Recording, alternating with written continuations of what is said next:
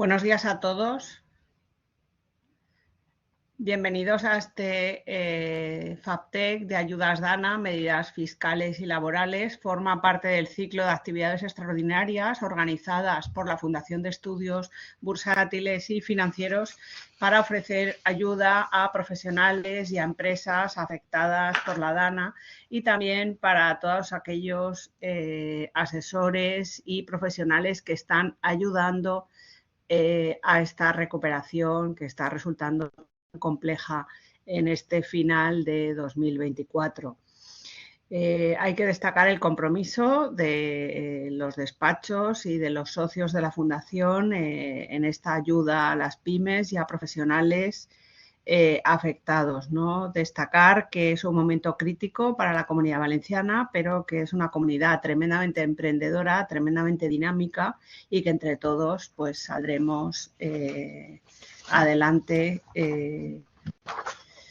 cuanto antes mejor, ¿no? Destacar que ahora mismo la colaboración para la Fundación de Estudios Bursátiles en vísperas de su 35 aniversario no solo es un mandato social, sino un imperativo moral. Trabajando todos juntos, acompañaremos en primer lugar en el duelo a todos aquellos que hayan perdido personas de su entorno, superaremos los desafíos, que no son pocos, aprenderemos de los demás y ayudaremos a recuperarse a los que hayan sufrido daños materiales. Precisamente el contenido del webinar de hoy, y agradecemos al equipo de Broseta por haberse puesto a disposición de la Fundación para ayudar, va a ser una referencia para que no haya tantas pérdidas económicas, porque, bueno, pues en la medida que las pymes y los profesionales acudan a estas ayudas fiscales y laborales, el efecto será menor en nuestro tejido empresarial. Recordemos que la DANA afectó principalmente al corazón industrial de la provincia de Valencia. Y claro, hay mucha pyme afectada, mucho proveedor afectado y pyme indirectamente afectada por estos proveedores y también afectado a la cadena de suministro, a la red de transportes. Bueno, pues ya se ha recuperado el transporte público, pero ha costado su tiempo.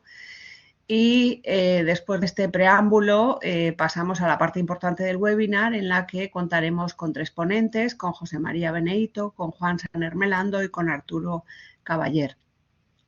Destacar por orden alfabético que José María Beneito es director del área de Grants and Investments de Broseta Abogados, es licenciado en Derecho, máster en Abogacía Internacional y tiene más de 15 años de experiencia en asesoramiento especializado en financiación y ayudas públicas, liderando proyectos en sectores estratégicos. Juan Saner Melando, por su parte, es director del área fiscal y de precios de transferencia en Broseta Abogados, es licenciado en Derecho y también en Derecho holandés y cuenta con un máster en Fiscalidad y 20 años de experiencia. Y por último, Arturo Caballer, abogado senior del área de laboral de Broseta Abogados en Valencia, es licenciado en Derecho y en ADE y tiene un máster en asesoría jurídico-laboral y 12 años de experiencia. Yo agradecer muchísimo a Broseta, a José María, a Juan y a Arturo. Vamos a comenzar su turno de intervenciones. A la derecha de la plataforma multimedia de la Fundación disponen de un globito para sus consultas, preguntas y al final de estos 3 turnos de intervenciones dispondremos de un diálogo para responder a las consultas que pueda haber por parte de la audiencia. Agradecer a todas las personas que se han conectado y recordar que este webinar se va a grabar, con lo cual estará en la plataforma de YouTube, porque a veces hay temas complejos y un segundo visionado pues puede ayudar en mayor medida a las pymes y a los profesionales que estéis conectados. Muchísimas gracias a todos y doy paso al equipo profesional de Broseta Valencia y muchísimas gracias por vuestra colaboración en este webinar de la Fundación.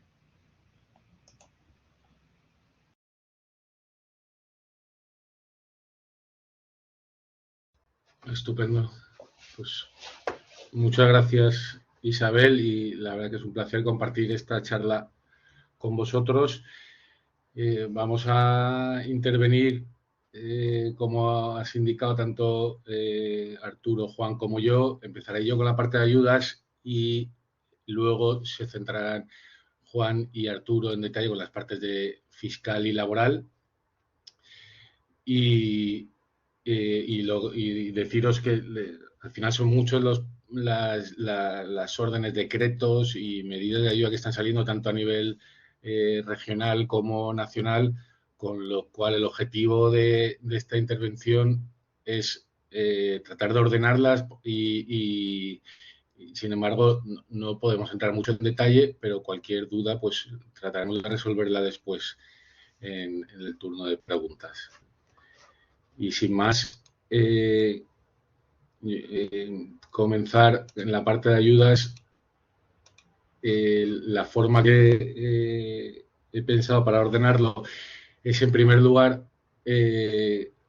hablar de las autonómicas, medidas a nivel autonómico, las nacionales y luego, bueno, cerrar con el listado de los municipios afectados, que seguro es conocido, pero siempre es de utilidad porque es el listado a partir del cual gira o la base de todas las medidas y aplicabilidad de las medidas que vamos a explicar hoy.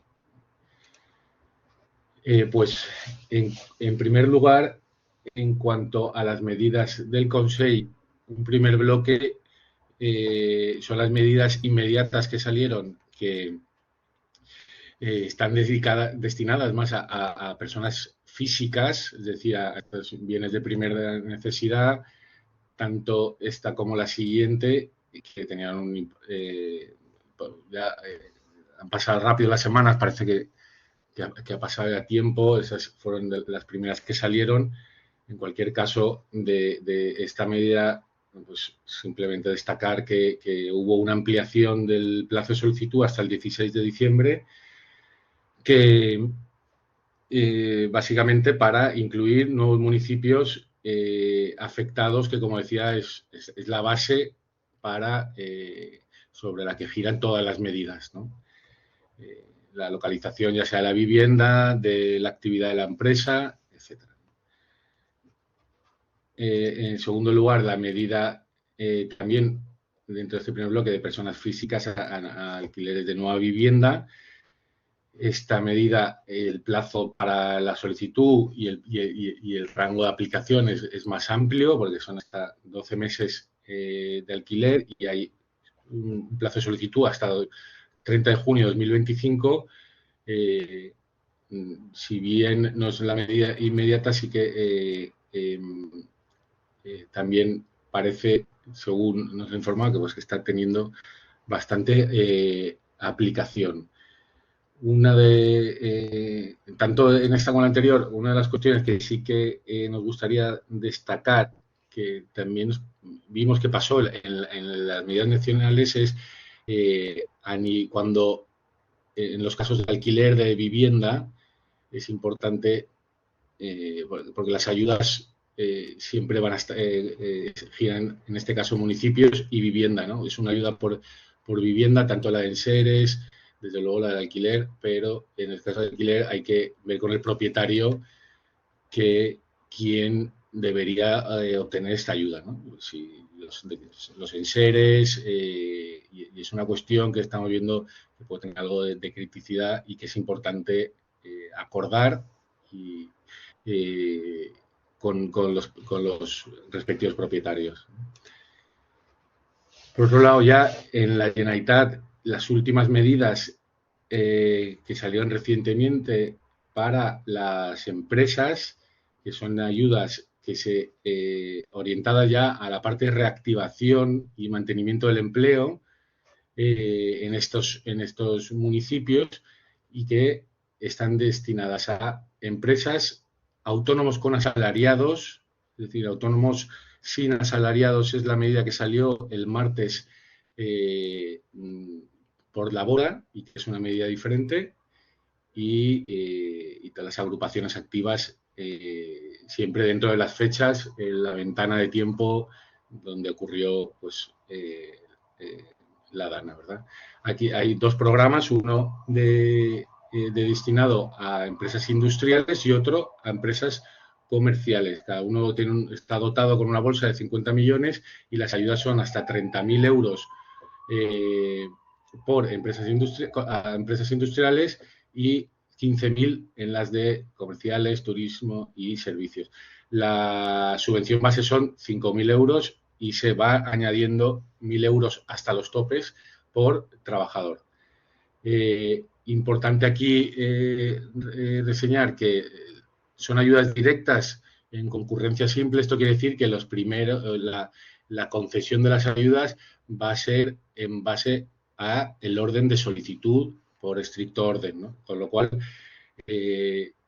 sí que sabemos que el propio, el mismo día que salió, pues creo que ya hubieron como unas 2.500 solicitudes y recomendamos no esperar, si no se ha hecho ya, para solicitar estas ayudas, porque son ayudas de aplicación directa. Tiene un procedimiento bastante sencillo y muchas guías por parte de la Generalitat y en concreto la Dirección General de Industria para solicitarlo, y cualquier duda pues estamos aquí para comentarlo. Una de las cuestiones que luego ampliará mi compañero Juan en cuanto a medidas y que mencionaremos es que las medidas de ayuda a la empresa es importante porque se han sacado medidas muy rápido.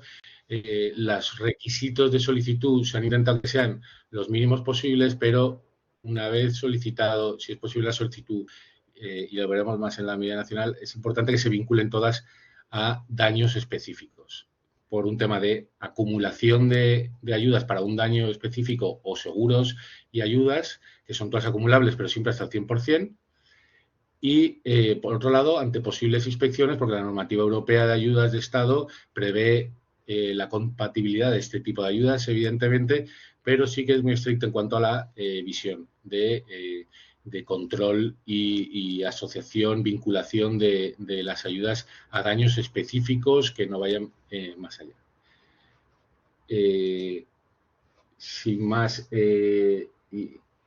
pasamos ya, digamos, a las medidas de instrumentos financieros que se han aprobado el viernes pasado por acuerdo de sendas entidades, tanto del Instituto Valenciano de Finanzas como la SGR, con dos medidas de préstamos blandos y a largo plazo que pueden ser muy interesantes para los procesos. Sí, también tiene que estar vinculado a daños, pero tiene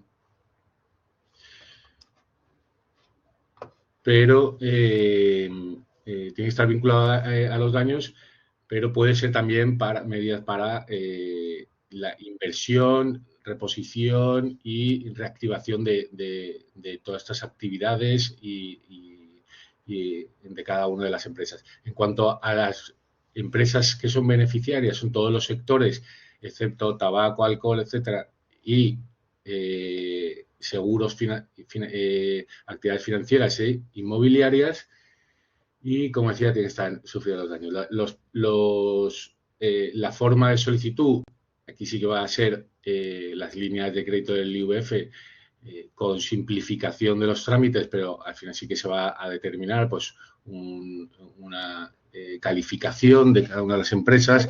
Para soportar una calificación menos buena, también se puede hacer uso de los propios avales de la SGR. Hay una línea de avales también previa de IVF, y los importes previstos pues son relevantes, de entre 200 y 3 millones de euros, con plazos de amortización de hasta 10 años para los préstamos de inversión y hasta 4 para circulante, y unos plazos de carencia también interesantes de 3 años para los proyectos de inversión y circulante hasta 1 año.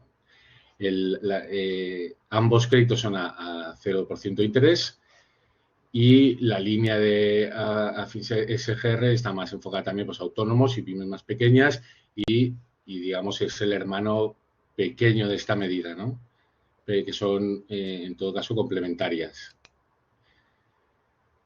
Y por último, pues bueno, hay toda una serie de medidas dentro de estos decretos autonómicos más generales y que bueno, pues hay que tener en cuenta, que en cuanto a plazos de justificación de ayudas, y ya son más casuística específica de cada una de las empresas, si hubiera algún expediente de subvenciones, algún expediente administrativo, algún préstamo con el propio VF, que se han aprobado medidas de suspensión de las cuotas, aplazamiento de los pagos, también a las ayudas a los polígonos industriales. Se permite reorientar el objetivo de estas ayudas ya concedidas, que normalmente esas modificaciones que cambian la naturaleza de la subvención no son permitidas, y en definitiva pues hay un amplio rango de medidas de adaptación o flexibilidad de medidas vigentes que se tuviera con la administración, que en caso de tenerlas pues habría que verlas ya caso por caso, ¿no?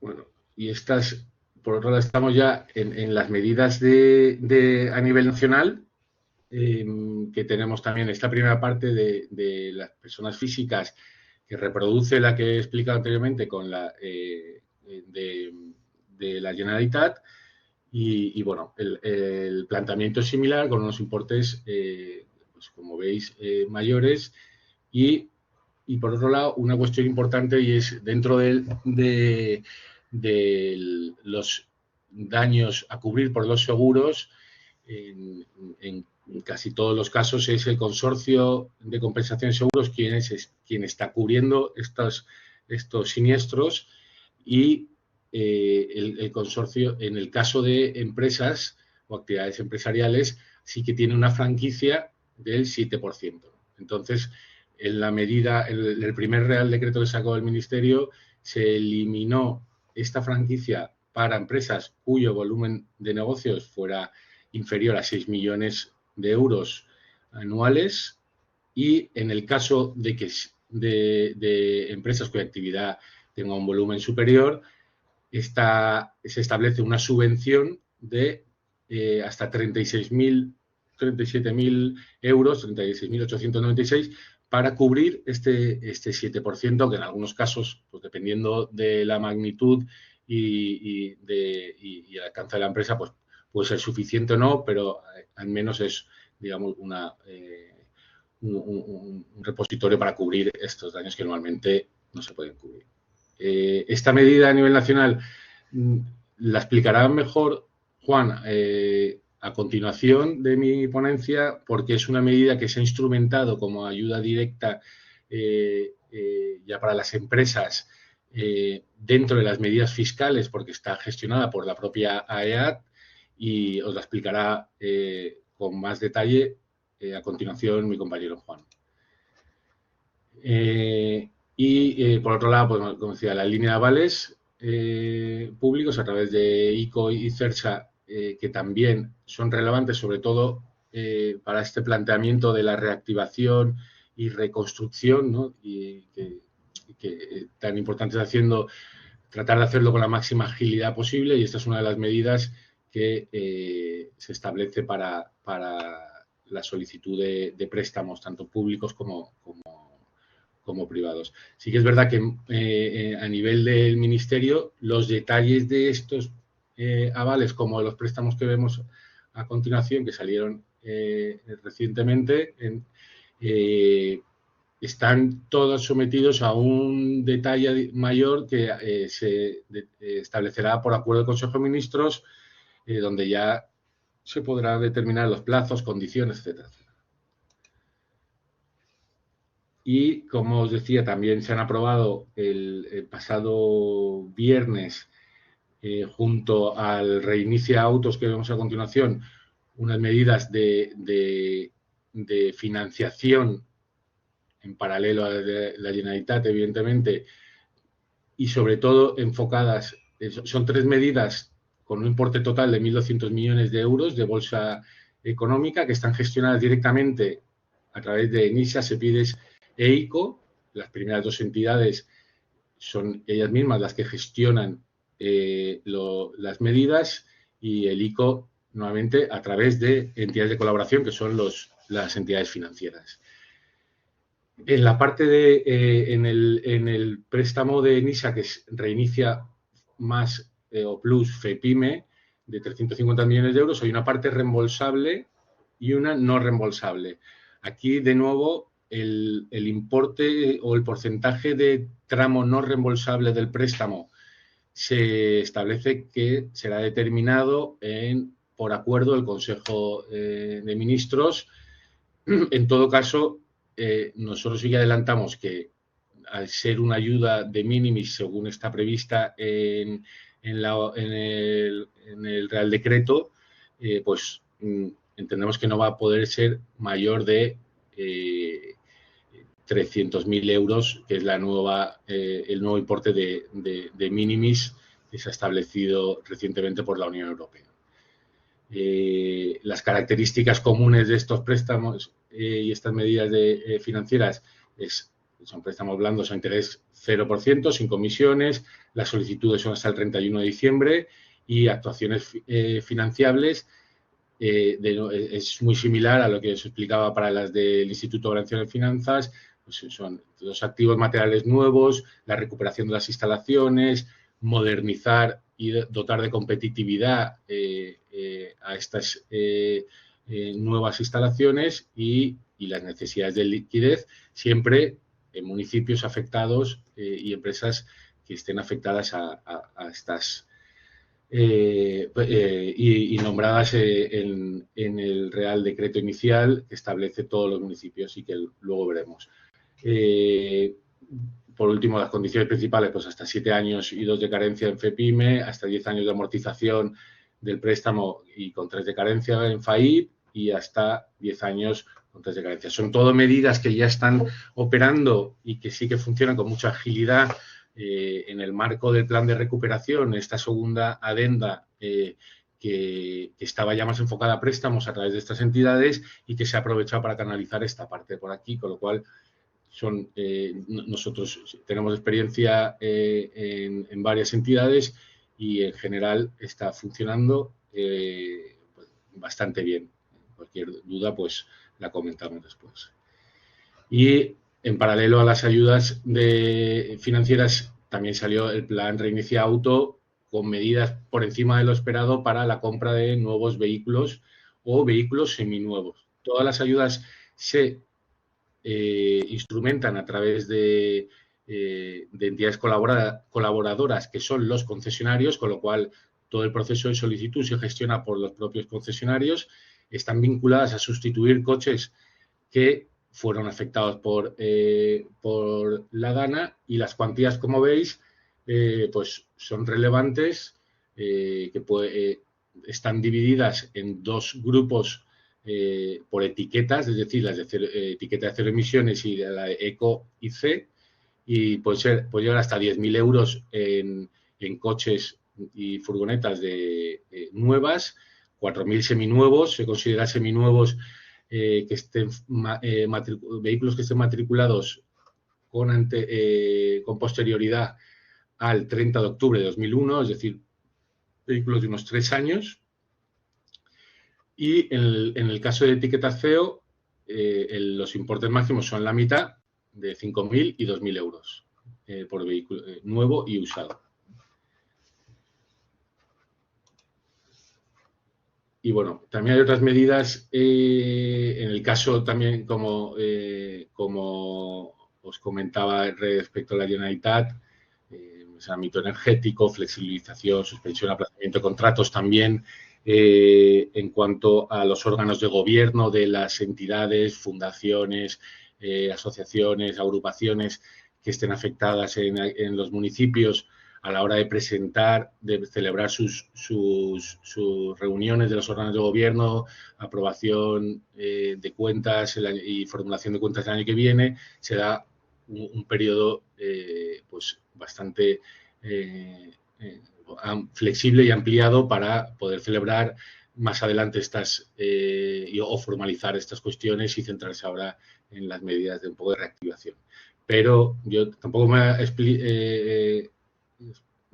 detallar mucho más aquí porque están mis compañeros Arturo y Juan que tienen recogidas muchas de estas medidas y así dejamos tiempo también para las preguntas. Esto simplemente son el listado de los municipios con el Real Decreto que los amplió el 19 de noviembre y Y nada, sin más, cedo la palabra a mi compañero Juan y abierto a cualquier pregunta, interacción después.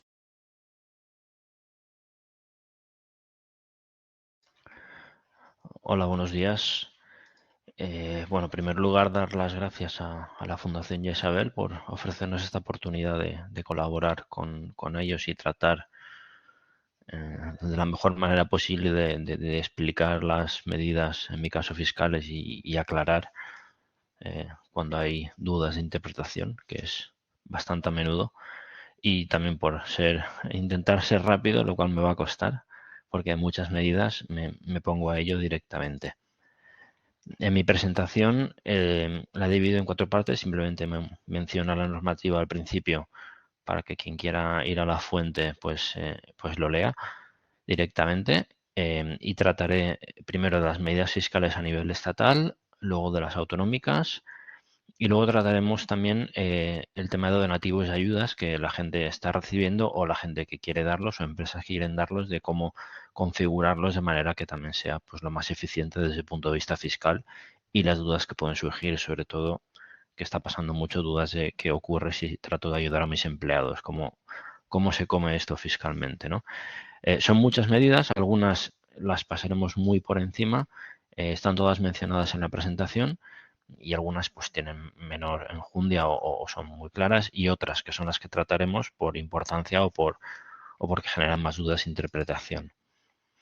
A nivel de normativa, pues como veis, bueno, se sacaron muchos reales decretos, a nivel estatal, autonómico, pues bueno, con correcciones de errores, con ampliaciones, con novedades, y bueno, y tampoco descarto que haya más. Entonces aquí lo que hay que estar al tanto, y bueno, genera un poquito de confusión, tanto decreto separado y diferente, pero bueno, es lo que tenemos, ¿vale? Al principio todo lo de arriba son los reales decretos aprobados a nivel estatal y luego autonómicos a raíz de la DANA, y las últimas normas son las normas que se ven afectadas por todo esto de, pues, de ley de impuestos de sucesiones o donaciones, ley de fundaciones, etcétera.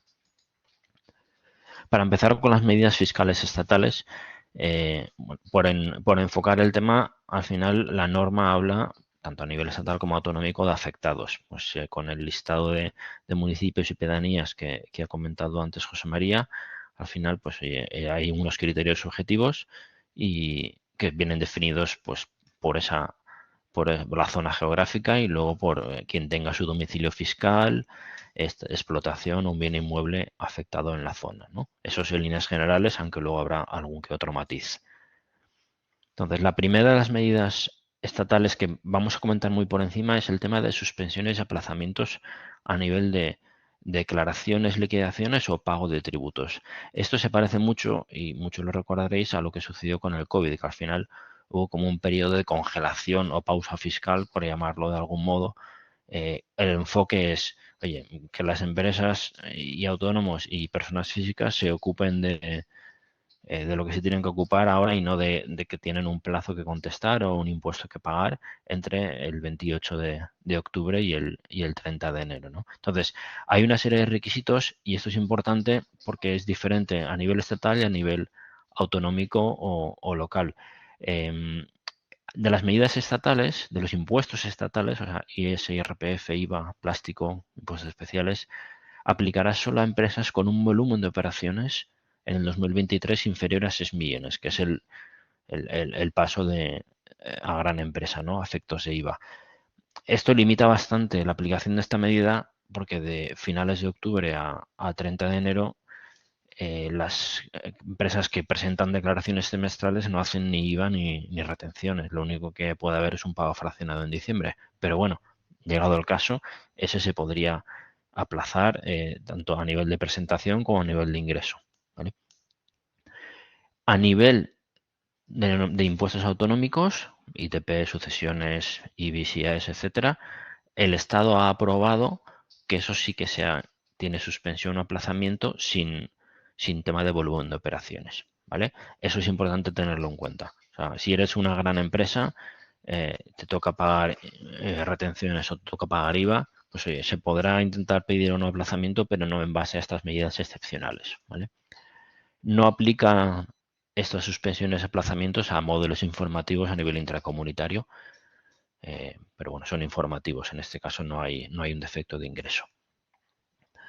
Entonces, los plazos de aplazamiento al final, y esto es importante también por lo que veremos que son diferentes a nivel autonómico, es hasta el 30 de enero de 2025 y luego a nivel de ingresos hasta el 5 de febrero de 2025, que incluye la segunda domiciliación de las personas físicas que les salía a pagar la renta. Pues si te salía a pagar y el 5 de noviembre no te cargaron esa segunda domiciliación, es porque, pues en este caso fue a toda la provincia de Valencia, se atrasa eso, no se ha perdonado, pero se ha atrasado el pago de esa segunda domiciliación al 5 de febrero.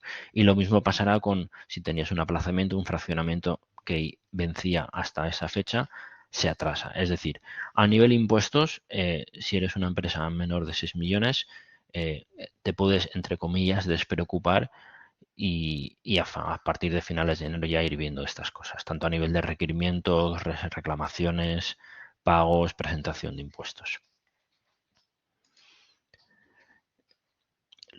Lo mismo digo, hablando de aplazamientos, pues hasta 24 meses y sin intereses de demora durante los primeros 6 meses. Lo bueno de estas medidas es que esto no implica que dejes de estar al corriente de tus obligaciones tributarias, que al final para pedir cierto tipo de ayudas, subvenciones, siempre hay que mostrar un certificado de estar al corriente, pues que te hayas acogido a estas suspensiones, aplazamientos, no te va a limitar la obtención de ese certificado. Pasamos a las ayudas directas que ha comentado José María y aparte de los a nivel de números, etcétera, lo que queremos comentar bien aquí es la norma en sí, si la lees, no da, bueno, parece como muy objetiva, muy clara, pero te pones a indagar y no parece tan claro. Al final, aquí la clave es que sean empresas y autónomos activos, es decir, que estén dados de alta en el censo de actividad y en función de su volumen de operaciones, de nuevo, que es una cifra que está en el IVA del año pasado, van a recibir una ayuda, un importe fijo, siempre que se solicite, ¿vale? El periodo para solicitud, a ver que no estoy pasando yo aquí, luego vuelvo atrás, será hasta el 31 de diciembre y en teoría desde el 1 de diciembre ya se pueden estar recibiendo este tipo de ayudas, ¿vale?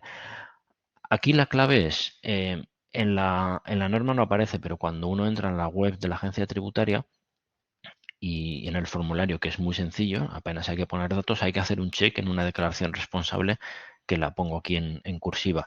Al final, el solicitante declara haber sufrido daños económicos y se remite al Reglamento Europeo pues, de ayudas de Estado, etcétera. ¿Esto qué significa?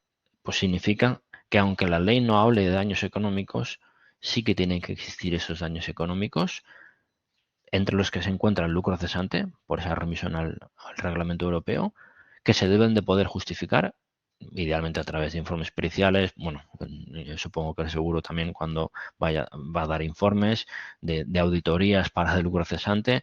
O sea, a nivel documental y de trazabilidad, lo mejor posible para justificar que yo he tenido ya sea daños económicos materiales, que parece más fácil, o lucro cesante, pues bueno, que es un poquito más complejo, ¿no? Y luego que el beneficiario no puede obtener un rendimiento, pongamos, positivo. Es decir, si yo recibo más ayudas del daño que he tenido, pues esto no sería lo correcto. Claro, dices, pues si yo recibo en función de mi volumen de operaciones el importe fijo, pues bueno, ahí es donde luego cuando existan comprobaciones se puede dar la situación de que pues haya que justificar estos daños, como decimos, o haya que devolver incluso una parte, ¿vale? Es algo que en la norma no lo pone, que es ayuda muy directa y ágil, pero la realidad, con esta remisión al Reglamento Europeo, pues aquí hay que cuidar mucho el tema de la realidad de los daños y la trazabilidad y documentación de esos daños, ¿vale? La norma ha configurado esta ayuda como un procedimiento, digamos, tributario, como una devolución, y establece que si en 3 meses desde el fin de plazo de solicitud no se ha recibido la ayuda, se puede entender desestimada. Esto significa que a partir del 1 de abril se puede presentar un recurso de reposición o irse al Tribunal Económico Administrativo para solicitar, para decir, oiga, no he recibido esta ayuda, creo que me aplica y presentamos un recurso ante la agencia tributaria. En ese recurso ya sí que habría que aportar la documentación, que a día de hoy, con el formulario de ayudas directas, uno de los temas ágiles era que no tenía que aportar documentación. Pero si no me la dan y tengo que recurrir y luego a futuro en caso de comprobación, desde luego voy a tener que poder justificarlo. No sé si para abril ya tendríamos un informe pericial listo o una auditoría del tema de lucro cesante, pero es lo que habría que hacer, ¿vale? Y en este caso la ayuda sí que se menciona de manera específica que no tributarán en IRPF para autónomos o en impuestos de sociedades para las empresas. Hay otras dos ayudas a nivel estatal que pueden estar bien, que son, como son la exención en el IBI o la exención en el IAE en proporción a los días que se ha visto un afectado. Aquí los requisitos es tanto cierre como tener que desplazarse a otro local o establecimiento. Entonces, en este caso son requisitos bastante objetivos. Si ya se hubiera pagado, te lo pueden devolver y luego el ayuntamiento tiene que comprobar que no es una ayuda genérica a todos los inmuebles o todas las actividades de la zona, es a quien realmente haya sufrido daños, con lo cual les tocará a los ayuntamientos realizar estas comprobaciones. ¿Vale? Aquí no entramos más porque si no, no daré de tiempo el resto. Por último, a nivel estatal, tanto en IRPF como en IVA, pues existen regímenes de estimación objetiva, régimen simplificado, que también que van en función de unos parámetros objetivos, como puede ser pues, en un bar, la barra, etcétera, que se les da la opción de reducir esos rendimientos porque obviamente han estado cerrados o van a estar cerrados durante un tiempo, o incluso de renunciar a este tipo de método de estimación objetiva para pasar a la estimación directa, que es en función de ingresos y gastos. ¿Vale? A nivel autonómico, aquí hay bastantes más ayudas por la naturaleza de los impuestos autonómicos más dirigidas a personas físicas. La primera que queremos mencionar es, igual que a nivel estatal se ha mencionado de aplazamiento, suspensión de ingreso, etcétera, a nivel autonómico se ha aprobado también, pero con una pequeña diferencia que puede liar el tema, que es se prorroga hasta el 31 de enero la presentación e ingreso de autoliquidaciones. A nivel estatal, la norma hablaba de 30 de enero a nivel de presentación de declaraciones y de ingreso hasta el 5 de febrero. Entonces, ojo los plazos. Es cierto que la norma estatal en principio solo contemplaba los impuestos estatales y luego añadió los impuestos autonómicos y locales. Entonces, sí, podríamos incluso acogernos a del 5 de febrero.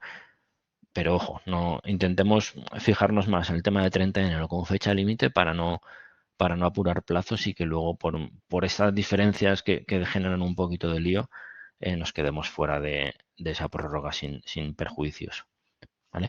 Y en este caso, lo que añade a nivel autonómico es el último párrafo, que no solo es a los afectados de la zona con criterios más objetivos, sino también a quien pueda justificar, aunque no esté en esa zona, que su capacidad para cumplir los plazos fiscales o ingresar, etcétera, ha sido afectado. Pues podemos pensar en una empresa que está fuera de esa zona, pero cuyos empleados en su mayoría viven en la zona dañada y no pueden acudir al puesto de trabajo, ¿no? A nivel estatal no se contempla esto, a nivel autonómico sí.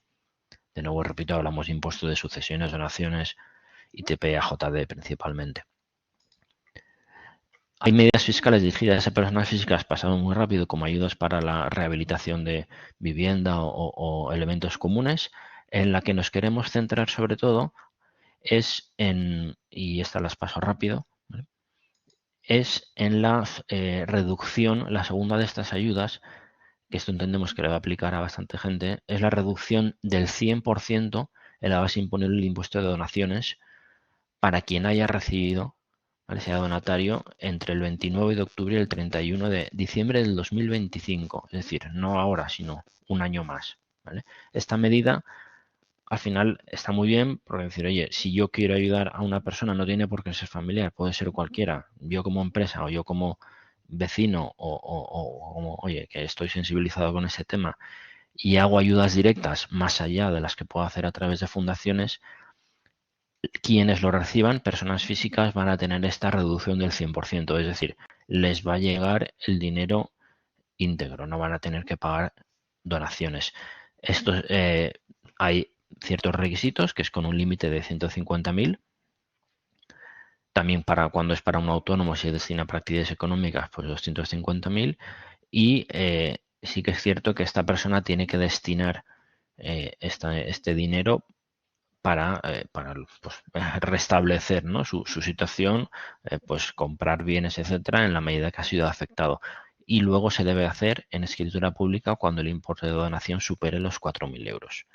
Entonces, bueno, en caso de hacer menos de 4.000 euros, bastaría con una transferencia bancaria, más de 4.000 euros, escritura pública, y luego siempre esta persona deberá presentar en un plazo de 30 días el modelo de impuesto de donaciones, que estará en la práctica exento por esa reducción del 100%, y luego siempre la Generalitat podría comprobar que esta persona en los 12 meses siguientes a la recepción de la ayuda ha destinado ese dinero pues a reparar los daños causados por la DANA.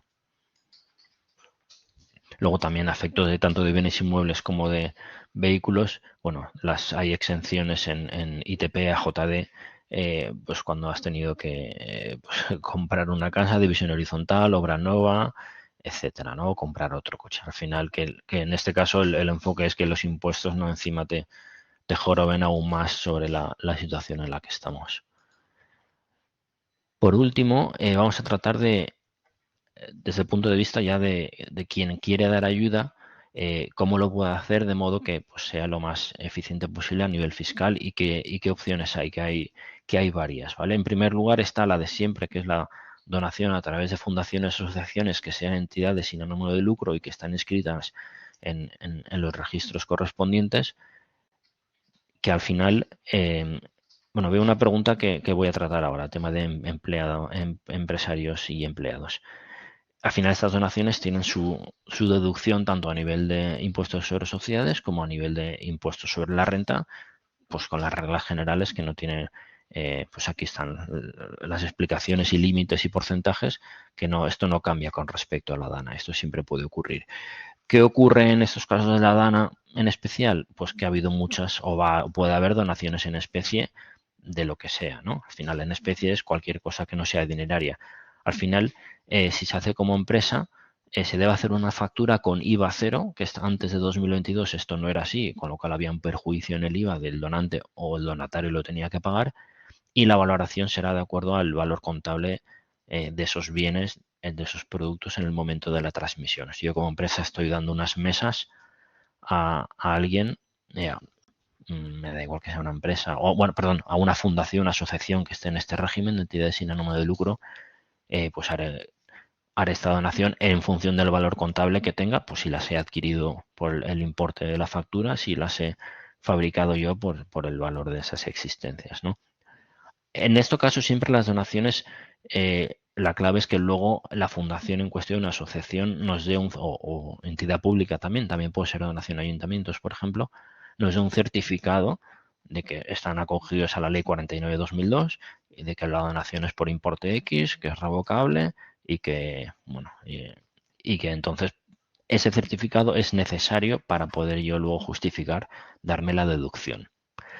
Otro tipo de donaciones que pues no se ve de manera muy habitual, pero en este caso pues, ha ocurrido de hecho, es la cesión temporal y gratuita de bienes muebles y inmuebles, pues oficina, maquinarias, etcétera.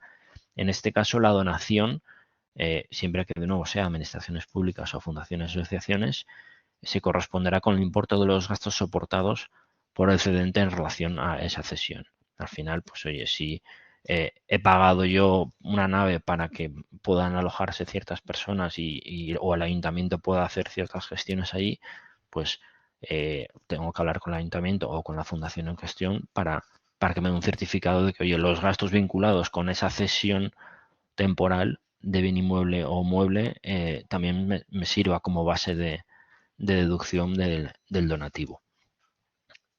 Esto hay que tenerlo claro. A nivel formal hay que tener ese cumplimiento que no se exige en el momento de acreditarlo en renta o en el impuesto sobre sociedades, pero sí que te lo pueden pedir a futuro. Otros tipos de ayudas que puede haber, lo que se llaman convenios de colaboración empresarial, que al final es una empresa, normalmente es una empresa que da una cantidad de dinero a una fundación en el desarrollo de una actividad de interés general de esta fundación, sea como pintar un colegio, como dar comida, repartir comida a la gente necesitada por la DANA, cualquier actividad de interés general vinculada, pues en este caso con la DANA o cualquier otra. Entonces, al final la empresa puede dar un dinero, la fundación en cuestión puede publicitar que la empresa ha ayudado en esta actividad y esto para la empresa será un gasto deducible. Esto ya no se trata como una donación, simplemente ese dinero, que en principio no está afecto a tu actividad económica, sí que se considera un gasto deducible y no está sujeto a IVA, no se considera una prestación de servicio. Normalmente esto se plasma a través de un contrato de un convenio de colaboración, mejor dicho, con la fundación en cuestión, ¿vale? No confundir con un contrato de patrocinio que tiene su propia normativa mercantil y que sí que es una prestación de servicios. Esto es ayudar de manera normalmente económica en que una fundación pueda desarrollar una actividad pues de la DANA o de interés general y pues la empresa se lleva a cambio el patrocinio, ¿no? Que pueda aparecer su nombre en el desarrollo de esa actividad, de esa ayuda. Y por último, y aquí ojo, porque no está muy claro, pero lo queremos decir, cuando ha habido empresas que están dando, pues por la premura, por la necesidad, urgencia de la situación, pues han dado bienes, han hecho ciertos gastos a los vecinos, bueno, a afectados por la DANA, dicen, oye, no me puedo aprovechar fiscalmente de estos gastos y es que encima es un gasto ineludible porque no está afecta a mi actividad económica. Pues bueno, yo con prudencia de nuevo intentaría ir por este artículo, decir, oye, si Hacienda me viene luego y me dice que los gastos que he tenido, a ver cómo me los descubre, pero que he ayudado comprando botellas de agua para todos los afectados, para todos los voluntarios que han ido, que es no deducible, intentaré ir por aquí, que la norma de la Ley 49 de 2002 habla que los gastos en actividades de interés general son deducibles en IS, no se configuran como donación, no están vinculados a una fundación porque los he dado yo directamente, pero bueno, creo que es la única vía posible para pelear que esto sea deducible fiscalmente. De nuevo, no hay mucha literatura sobre este artículo, pero es la vía que veo yo, desde luego lo pelearía a todas luces, la aplicación de este artículo. Tratamientos que han preguntado y que bueno, nos preguntan muchísimo de las ayudas a los empleados por parte de empresas. Aquí la norma lo tiene claro, la interpretación de tributos es bastante clara, que prima el vínculo laboral de una persona para otorgar esta ayuda. Entonces dice Hacienda, oye, si tú das la ayuda porque esta persona o un familiar de esta persona trabajadora de mi empresa, te hago que trate como un rendimiento del trabajo. ¿Vale? No es que esa persona trabaje para ti, pero es una utilidad derivada de esa relación laboral. Vale para empleados o para familiares de esos empleados. Esta es la teoría. ¿Qué significa esto? Que si las ayudas que están anunciando empresas para sus propios empleados, yo digo que voy a dar 10.000 euros, para la empresa va a ser un gasto deducible, pero para el empleado va a ser un rendimiento del trabajo que va a tributar, ¿vale? Pues al tipo que tribute y con retención y ya veríamos o no si cotización en seguridad social, que eso se lo dejo a mi compañero Arturo. Esta es la teoría. ¿Es esto la naturaleza real de estas ayudas? Pues hombre, no parece. La realidad es que estamos haciendo donaciones. De hecho, y por saltar a la siguiente, aquí el boletín de última hora que tenemos es que sabemos que se ha planteado una consulta vinculante de tributos por parte de una empresa para aclarar esta situación diciendo ya que esto es una ayuda en toda la regla, no es un rendimiento del trabajo. Además, siendo una ayuda, recordemos la medida autonómica que hablaba de la reducción en donativos recibidos. Es decir, si la empresa da 10.000, a lo mejor es gasto no deducible, pero la persona necesitada, afectada, va a recibir esos 10.000 sin tener que tributar por ellos, que parece que se acerca más a lo que se pretende con estas ayudas, ¿no? Entonces, bueno, a fecha de hoy no hay resolución de esta consulta, tampoco sabemos si la va a haber rápido, pero la realidad es que la respuesta teórica y lo que estamos aconsejando es que se trate como un rendimiento del trabajo con todas las consecuencias a nivel de retenciones. ¿Qué ocurre si lo trato como un donativo? Bueno, podría venir Hacienda Futuro y decirnos, oiga, si usted le ha dado 10.000, realmente le quería, lo consideramos neto de retenciones, con lo cual le ha dado 14.000 y debe ingresar 4.000 en retenciones que ha dejado de ingresar. Estaría ese riesgo. Me extrañaría mucho que hubiera un riesgo de sanción, ya sería para, en fin, para darles de todo. Pero son las dos alternativas y además es que hay que elegir, porque si damos la ayuda ahora, o retengo o en 30 días la persona que lo trate como donativo tiene que presentar el modelo 651 de impuestos sobre donaciones. Estas ayudas, y ha salido una pregunta ahí rápida en mi pantalla, no las metería yo a través de ese artículo 26.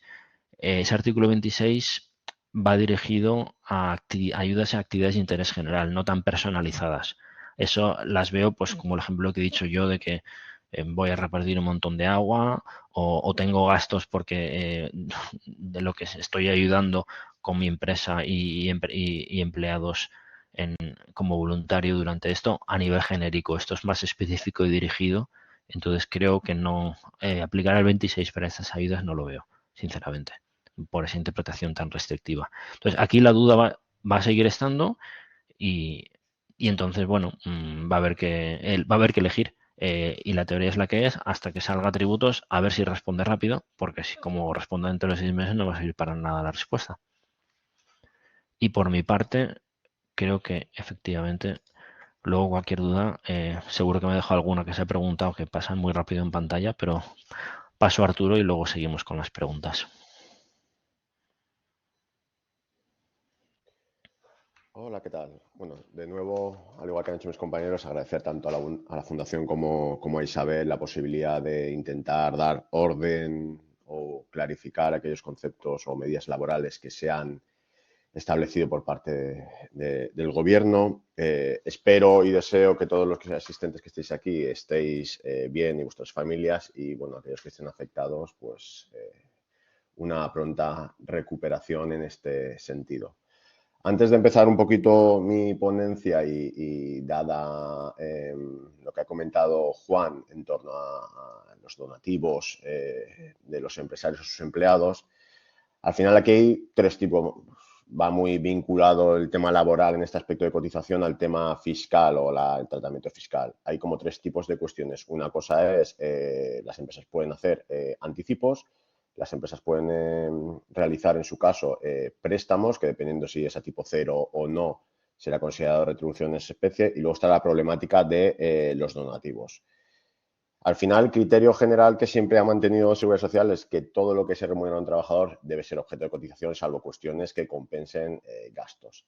Si bien es cierto que parece que la Dirección General de Ordenación de la Seguridad Social ha comunicado que no se trata de prestaciones directamente vinculadas al trabajo y, por lo tanto, no están vinculadas a esa prestación laboral. ¿Eso quiere decir que estarían exentas de cotización? Bueno, habrá que ver. Parece ser que si tomamos en consideración esa circunstancia, debieran de no ser objeto de esa cotización, pero no es una cuestión, por el momento, nada pacífica. ¿Vale? Yo, respondiendo ya a esa cuestión que había planteado mi compañero Juan, pues vamos a ver un poquito las tres grandes cuestiones que vamos a tratar. Por un lado tenemos las medidas laborales en materia de seguridad social, que fue el primer Real Decreto y que fue promovido por el Ministerio de Seguridad Social. El segundo Real Decreto, que fue el 7, que fue promovido por el Ministerio de Trabajo. Y, en último lugar, también trataremos las últimas novedades laborales que se incluyeron en el Real Decreto 8/2024, relativas a los permisos climáticos que se incorporan en la disposición final del mismo. Si entramos ya en las principales medidas en materia de seguridad social, va a ser un poquito esquemático porque al final esto es una cuestión que es un Real Decreto, el primero de ellos, que ya hemos ido todos madurando y masticando. La principal cuestión aquí que se plantea son las exoneraciones de los ERTE hasta el 100%.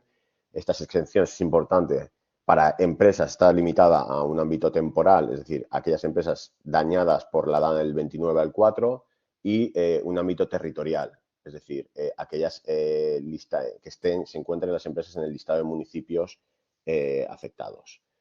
Aquí es importante que estas exenciones se han de pedir.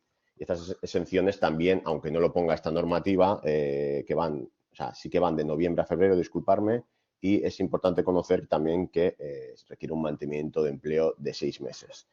Esto ya venía ya en la normativa COVID, en su día ya se establecía el mantenimiento de 6 meses, si bien, de acuerdo con la disposición adicional 44 de la Ley General de Seguridad Social, aquí ya se ha aclarado que en el caso de incumplimiento del mantenimiento de empleo se devolverá las exoneraciones de la persona en la que has incumplido. Esto, como veremos, es una cuestión que luego tendremos que ver también con la prohibición de despedir que se establece ya en el tema del bloque de medidas laborales y que posteriormente veremos. Luego hay otra serie de medidas, que esta sí que la voy a pasar un poquito más rápido, que son materias en gestión de seguridad social, un segundo gran bloque de este Real Decreto, que son los aplazamientos o moratorias. El aplazamiento o moratoria son incompatibles. El aplazamiento requiere puedes aplazar a un interés reducido de 0,5% y con amortización de 4 meses por cada mensualidad hasta un máximo de 16, mientras que la moratoria es que tú puedes efectuar el pago de esa moratoria de 1 año a interés cero. Pero insisto, es una medida incompatible con la otra. En igual medida, la moratoria también es incompatible, si tú pides moratoria, también es incompatible con practicarte las exoneraciones de cuotas. Esto sí que se ha de solicitar por las empresas en el plazo de 10 días naturales de cada uno de los ingresos reglamentarios y dependiendo si eres empresario, persona jurídica o autónomo, pues podrás ir de octubre a enero, de octubre del 24 a enero del 25 en el caso de empresarios, en el caso de autónomos, de noviembre a febrero del 25. Luego también tenemos otro tipo de medidas de ampliación del plazo de ingreso de seguridad social de los futuros y los plazos de septiembre y octubre pasados, que ahí te permitían pagarlo en el mes de noviembre. Esta medida ya, quien la haya realizado ya no tiene efectividad, mientras que la ampliación de los plazos de ingresos te permite en los empresarios en las cuotas correspondientes de octubre a enero del 25 o de noviembre del 24 a febrero del 25 en los autónomos, ampliar el plazo un mes de manera automática. También, al igual que ha comentado Juan, desde el punto de vista fiscal, pues aquí desde el punto de vista de seguridad social también hay una suerte de suspensión de los procesos de recaudación, de ejecución, entre el periodo de 7 de noviembre al 28 de febrero del 25. Y esto es una cuestión que se aplica automáticamente de oficio por parte de la tesorería. Del mismo modo, hay medidas específicas respecto a la ampliación de plazos de baja y cambios de datos en los 30 días naturales siguientes al cese del trabajo en el caso de las bajas, y las solicitudes se han de efectuar hasta el momento en el que se presente la última solicitud del cálculo de la liquidación. Y esto también se aplica de manera automática y de oficio por parte de la tesorería. El tercer punto que en este sentido introdujo este Real Decreto es considerar que aquellos supuestos de incapacidad temporal, incapacidad permanente o muerte y supervivencia que se generaron entre el día 29 de octubre hasta el 30 de noviembre del mismo año serían considerados a efectos de contingencias como accidente de trabajo, ¿vale? Por último, y en este gran bloque de medidas de este primer Real Decreto, también se establecieron mejoras respecto al cese de trabajadores autónomos, que se suprimía el requisito de periodo mínimo de cotización y que esta prestación se podía extender hasta el día 31 de enero de 2025. Aquí, posteriormente, el Real Decreto 8 también ha introducido la posibilidad de aquellos autónomos que no tuvieran la contingencia de cese en el trabajo, que eran principalmente la tarifa plana de autónomos, también se pueden beneficiar del cese de actividad a partir del momento en el que lo soliciten este cese de actividad. En segundo lugar, ya entramos en el Real Decreto de 7, que son el Real Decreto promovido por parte del Ministerio de Trabajo, que trata principalmente 5 grandes bloques, yo considero que hay 5 grandes bloques, algunos de ellos que ya estaban en la propia norma, pero bueno, como es este primero, que te dice que la situación excepcional provocada por la DANA se considera un riesgo grave e inminente en materia de prevención de riesgos laborales. Esto ya la Ley de Prevención de Riesgos Laborales ya recogía esas situaciones de riesgo grave e inminente. Oye, clarificar que la situación excepcional de la DANA está incluida dentro, pues bueno, pues perfecto. ¿Qué pasa con esto o esta consideración? Que aquellas circunstancias de grave riesgo inminente que se provocó por la DANA, que no pudieron ir a trabajar en ese momento o tal, no se pueden ser consideradas como una falta de asistencia o temas de faltas de puntualidad. Es decir, no se puede utilizar a efectos de sancionar a ningún trabajador. Luego tenemos lo que ha generado más controversia en este Real Decreto, que se trata de una suerte de escudo social, tal y como dijo la ministra Yolanda Díaz, que se les regula una serie de permisos retribuidos muy amplios, no recuperables y que cuentan como tiempo de trabajo efectivo, en distintas circunstancias que se aplican tanto a personas directamente afectadas o indirectamente afectadas. Aquí es importante reseñar que la propia norma establece que se considera nula cualquier medida desfavorable del empresario como consecuencia del ejercicio de estos permisos. De esta manera, aquí el principal, la limitación, algunos de ellos están limitados temporalmente, otro de ellos la limitación es no existe una limitación como tal y vamos a ir desgranándolo poco a poco. En primer lugar, teníamos el permiso de imposibilidad de acceder al centro de trabajo, de realizar la prestación laboral, ya sea como consecuencia del estado de la vía de circulación, del transporte público.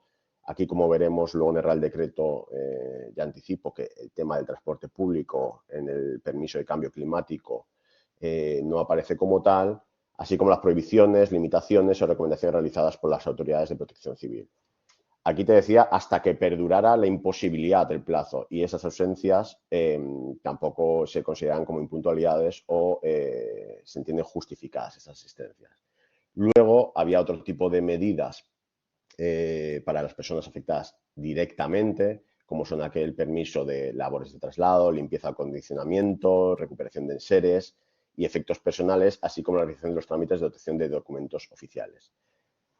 Aquí es el que puede también generar más problemas, porque el plazo o la amplitud del mismo se dice hasta que se disponga de una solución habitacional estable.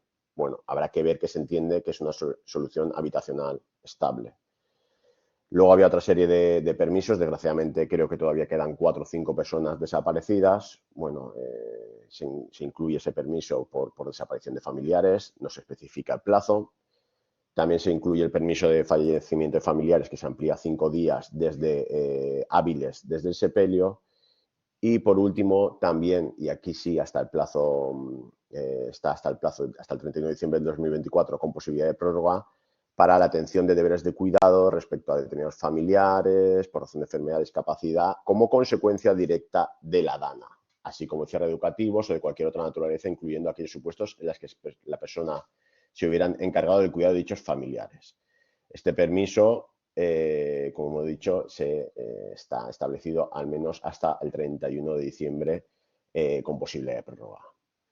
Por otro lado, aun cuando entendemos que ya los permisos anteriores recogen prácticamente todas las situaciones, a mí no se me ocurre una situación distinta que haya podido ocasionar la DANA, pues también se reactiva el plan Me Cuida, ¿vale? Y te permite, por un lado, y también hasta el 31 de diciembre de 2024, prorrogable, pues también te permite la adaptación de la jornada, también te permite la reducción de la jornada hasta el 100% con una comunicación de 24 horas de antelación. Y si tú ya venías disfrutando de permisos de derechos de conciliación, pues te permite acogerte a estos nuevos permisos. Otro gran punto en este aspecto es la obligatoriedad del trabajo a distancia, es decir, se prioriza el trabajo a distancia siempre que ello sea posible, ¿vale? Y si no es posible esta modalidad de trabajo a distancia para las empresas afectadas por la DANA, pues se considera que es un permiso retribuido del primero de los permisos que hemos expuesto anteriormente.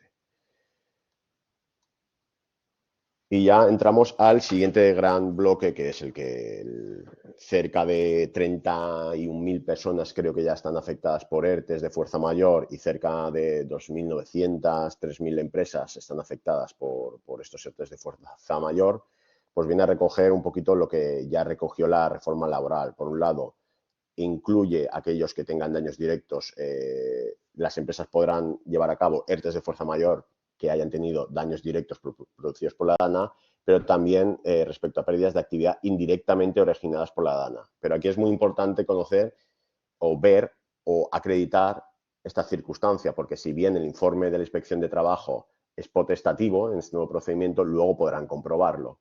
Es decir, aquellas pérdidas de actividad indirectamente que hayan afectado gravemente el continuar en el desarrollo ordinario de la actividad. Esto es lo que nosotros entendemos que va a generar gran problemática. ¿Por qué? La prohibición o limitaciones, me faltan 10 personas que no estoy afectada directamente porque son afectadas en los municipios, puedo montar un turno, eso puedo no montarlo, pues habrá que justificar esas circunstancias si realmente esas órdenes, instrucciones, recomendaciones y requerimientos, ¿vale? O personas afectadas pudiera llevar a cabo este ERTE de fuerza mayor. Entendemos que sí, pero hay que acreditar que estén afectadas gravemente en la actividad productiva. Nada, aquí muy breve, esto lo conocéis, el hecho causante es desde el día de la DANA, y en cuanto a materias de prestación por desempleo, no se requiere, o sea, se aplica la disposición adicional 46 de la Ley General de la Seguridad Social. La base reguladora se tomará durante todo el periodo el 70%, no implicará consumo de desempleo para las personas trabajadoras y no requerirá que esas personas tengan la carencia que habitualmente se exige para las prestaciones por desempleo. Aquí es un punto también muy importante, se establece la prohibición de despedir. No solo para aquellas empresas que lleven a cabo un ERTE de fuerza mayor o un ERTE de top vinculados con causas danas, sino también aquellas que hayan recibido ayudas directas. Las ayudas directas que han comentado tanto mi compañero Juan como mi compañero José María, pues si tú has recibido ayuda directa y realizas despidos objetivos o despidos por causa de fuerza ETOP o de fuerza mayor, pues tendrás que llevar a cabo el reintegro de la ayuda recibida y ese despido será considerado nulo.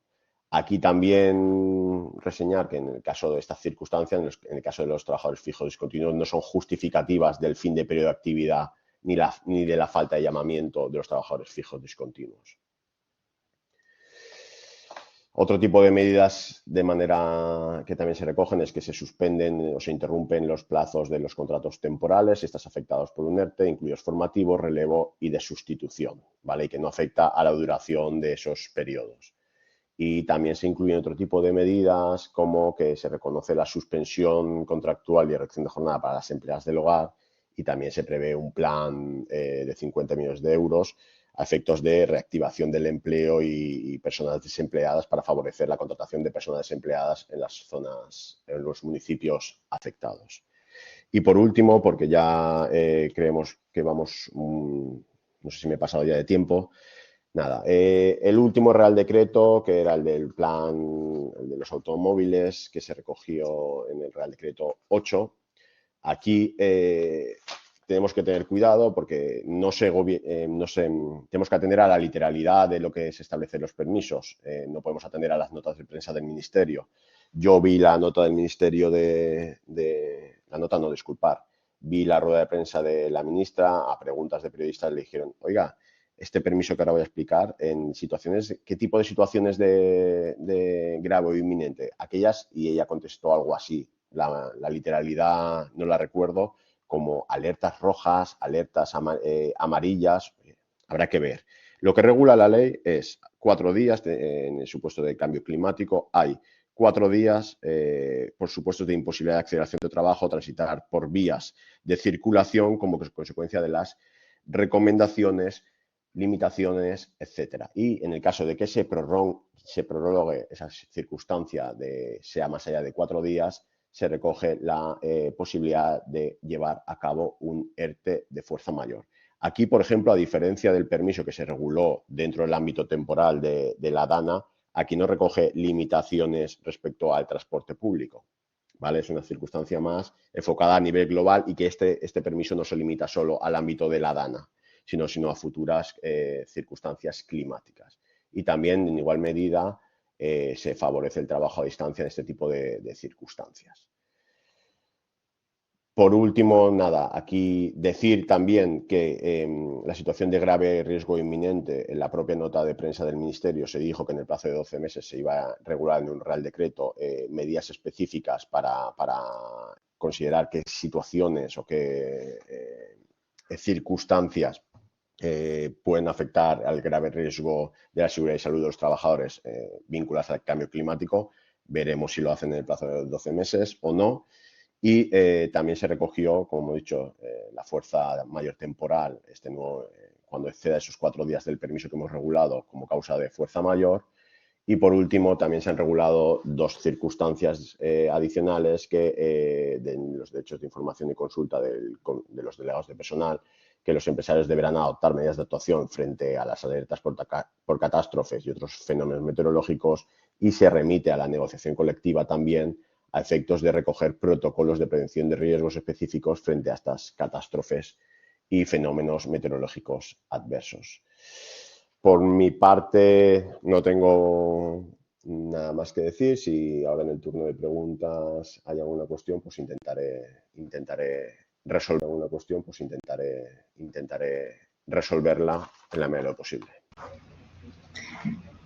Sí, pues muchísimas gracias a todo el equipo de Broseta. La verdad es que ha estado muy bien todas las intervenciones. Son temas muy complejos y bueno, hay un montón de preguntas. Por ejemplo, aquí tenemos la problemática de las donaciones empresa-empleado. Vuestra opinión, nos lo pregunta Nuria. Bueno, yo creo que eso ha sido respondido ya. No sé si ha quedado Vale, alguna duda. vale. Quiero O sea, creer que ha sido respondido. Sí. Vale, pues continúo porque tenemos muchas más preguntas. En ayudas respecto a la tributación, en algunos casos nos preguntan, se indica de manera explícita que están exentas de impuesto de sociedades o de IRPF, pero en otros casos no es así. ¿Todas las ayudas están exentas o tenemos que mirar caso por caso? La respuesta inicial es que todas las ayudas están exentas, pero ojo, la exención tanto en la norma IRPF, que es la disposición adicional quinta, como la disposición adicional tercera en IS, si no lo he dicho al revés, habla de que están las ayudas exentas por destrucción, por inundaciones, etcétera, de elementos patrimoniales o elementos patrimoniales afectos en sociedades. Entonces, cuando en las ayudas que han salido se ha mencionado de manera expresa y explícita que aplica esa exención, entiendo que es para aclararlo aún más. Es decir, las ayudas directas donde entra el lucro cesante, técnicamente no hay una destrucción de un elemento patrimonial, es un lucro cesante, o las ayudas a agricultores, etcétera. Y entonces es en esas ayudas, o a estudiantes, por ejemplo, donde se ha especificado que también aplica esta exención de las ayudas. Entonces, en principio sí. Ojo, puede haber alguna ayuda. A mí me surge la duda de, oye, el no reembolso de ciertos préstamos, pues esa entiendo que no. Porque esa entiendo que va vinculada a otras cosas y no puede ser dirigida directamente a los daños personales. Entonces, pero en general, todas las ayudas dirigidas a reparación de daños personales o empresariales estarían exentas en IRPF y sociedades. Sí, aquí otra pregunta que nos hacen es sobre las ayudas de Amancio Ortega. Nos comentan si son complementarias con otras ayudas o son excluyentes y si una pyme se puede acoger a ayudas del Consell y también a ayudas de Amancio Ortega. Eso se lo dejo a José María.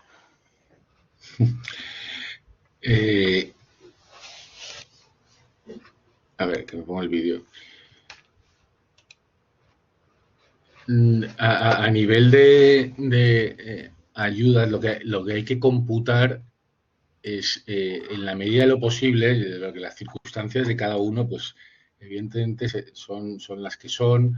Con el tiempo seguramente y lo más ágilmente se va a poder reencauzar y volver a algo que se parezca a la normalidad. Entonces, aquí sí que recomendamos el tasar, si es con un perito, evidentemente, pues mucho mejor los daños, ¿no? Entonces, a nivel de recibir ayudas externas o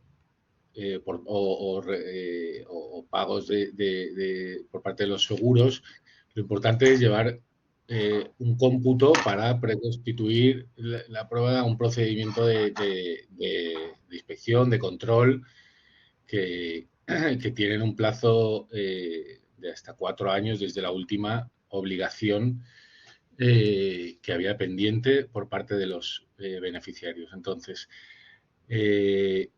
recibir la ayuda de Amancio Ortega, por supuesto que puede. Esto cómo va a computar como una ayuda privada, y como en el caso de seguros sí que se debe verificar que nunca es superior al 100% de los costes de los daños, ya sean directos o indirectos. esta parte de cuantificar, yo creo que sobre todo cuando ya estamos hablando de volúmenes grandes, ¿no?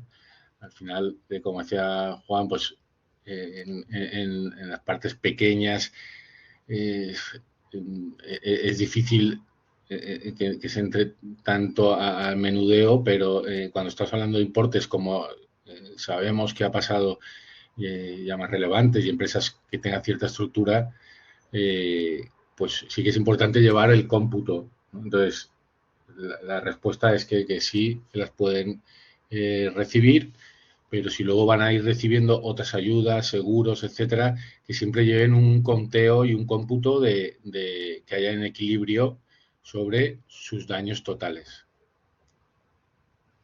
Muchas gracias, José María. Nos comenta esta misma persona que ha visto que las ayudas de Amancio Ortega se ha abierto ya el formulario por el Ayuntamiento de Torrent, pero que si está previsto que se haga en más localidades. Yo no estoy siguiéndolo esta cuestión en particular muy de cerca y tampoco tengo información.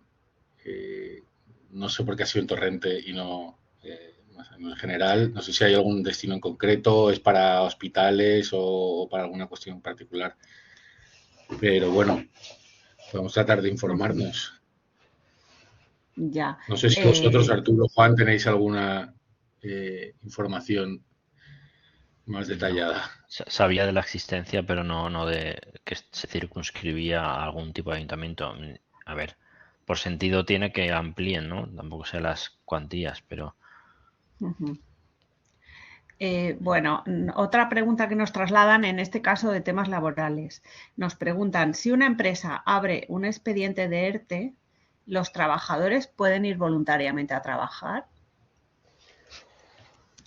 Pues si tus trabajadores están yendo, o las recomendaciones, si tus trabajadores están yendo a limpiar, que entiendo que es la circunstancia que ocurrirá, tú no puedes afectar a esas personas a ERTE. Tú puedes solicitar el ERTE y cuando dejen de acabar de venir a trabajar, pues los afectarás. Pero no es recomendable, ni mucho menos las respuestas no. Es decir, tú no puedes estar de ERTE y que tu gente esté trabajando.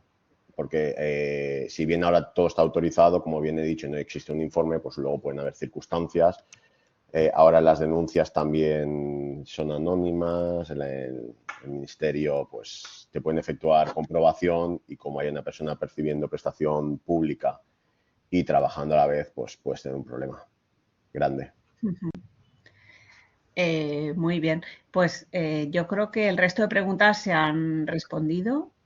Y yo creo nada, que tengo, agradecer. Isabel, ¿Sí? Disculpa que hay un par de preguntas, disculpa Vale, la vale. interrupción, a nivel No, fiscal, para nada. que he Sí, visto en el chat común, hay sí. dos que no he tratado, al menos, que es de Yolanda, donación de bombas de agua al Ayuntamiento de Aldaya, si se puede aplicar el tipo 0 de ley de IVA, habiéndose deducido el IVA soportado. La respuesta es que sí. Al final el objetivo del IVA 0 es que no haya ese perjuicio para la empresa. Antes pues te comías, valga la palabra, el IVA y en vez de pues el soportado dejaba de ser deducible, ya sea por rectificación o por autoconsumo, a día de hoy repercutes IVA 0, pero eso hace que el soportado sea deducible. Y la segunda que he visto yo es si una empresa recibe los 150.000 euros por lucro cesante, si tras una comprobación tiene que devolver 50.000, por ejemplo, si hay sanción o intereses. Pues es la pregunta del millón, pero a mi entender, sanción sería para cabrearse mucho, salvo que se haya solicitado esta ayuda de manera, digamos que temeraria o artificiosa. Si una empresa realmente se ha visto afectada y por lo que sea con otras ayudas o por otras historias el daño es menor de lo que le han otorgado, no creo que sancione. No lo veo en ningún sentido. ¿Intereses? Pues mi opinión es que sí. En la medida que se ha gestionado esta ayuda directa con un procedimiento de devolución, un procedimiento tributario ordinario. En los procedimientos de devolución, cuando hay exceso de devolución, aplican los intereses de demora. Entonces, mi opinión es que si toca devolver en una comprobación, que habrá que pagar intereses de demora. A nivel de ayudas Perdona, Juan, sí. Creía que habías terminado. Sí, no, es eso, básicamente. No, yo a nivel de ayudas, porque esta figura está ahí a caballo entre las dos, ¿no? De medidas laborales, pero al final también es una ayuda que probablemente la ley de subvenciones debería aplicar, pero que a nivel sancionador yo estoy de acuerdo con Juan, que no algo tiene que haber adicional, ¿no? que justifique esto, algún dolo, algo más específico y los intereses seguro que sí. Desde que se abre el procedimiento, el plazo que hay desde la concesión efectiva, es decir, la recepción hasta del dinero hasta la resolución de reintegro, se computan los intereses legales, que como no tenemos presupuesto aprobado para 2024, serán los del 2023 prorrogados, que si no recuerdo mal están en 3,25 o algo así. Muy bien. ¿Hay alguna pregunta más o ya se han respondido? Bueno, destacar dos temas. El primero, en el boletín mensual de la Fundación de Estudios Bursátiles tenéis una sección de ayudas DANA. Desde el despacho de Broseta en sus newsletters también se está asesorando y también se está detallando novedades sobre las ayudas, porque todavía estamos pendientes de que salgan regulación y comentarios al respecto. Recordaros que la grabación de la semana pasada de la Agencia Tributaria Valenciana la disponéis de ella en el canal de YouTube, y también recordaros que en la parte derecha de la plataforma multimedia tenéis un enlace para una encuesta de valoración del webinar de hoy y podéis detallar temas, consultas para temáticas futuras en webinars de la Fundación de Estudios Bursátiles. Reiterar el agradecimiento al equipo de Broseta por su profesionalidad, su expertise y el reto de hoy, que eran temas muy complejos, muy amplios, y se han abordado con pues un gran talento para resumir y, como digo, intentar ayudarnos a todos. Y bueno, pues trasladar nuestro apoyo a todas las pymes y familias afectadas por la DANA y esperar pues que nos recuperemos cuanto antes. Agradecer la disposición de Broseta para consultar dudas y demás, y a Juan, Arturo y a José María en especial por las 3 intervenciones de hoy. El webinar de hoy también va a estar en el canal YouTube de la Fundación, lo digo porque podéis revisionarlo, y agradecer también todas las preguntas que habéis compartido con nosotros. Muchas gracias. Gracias. Gracias a todos. Muchas gracias. Hasta luego.